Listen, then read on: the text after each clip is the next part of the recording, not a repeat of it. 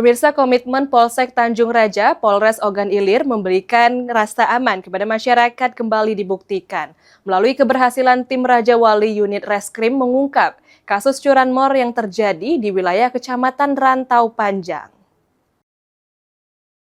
Inilah tersangka pencurian kendaraan bermotor yang diketahui bernama Indra Kelana alias Kiran 22 tahun yang berhasil diamankan oleh petugas unit Reskrim Polsek Tanjung Raja.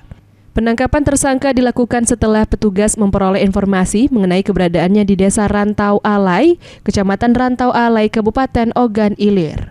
Kapolsek Tanjung Raja, AKP Sondi Fraguna menjelaskan bahwa pengungkapan kasus ini merupakan tindak lanjut dari laporan masyarakat terkait hilangnya satu unit sepeda motor milik korban Rohadi, seorang petani warga Desa Jagolano, Kecamatan Rantau Panjang. Ahmad Romawi, PAL TV.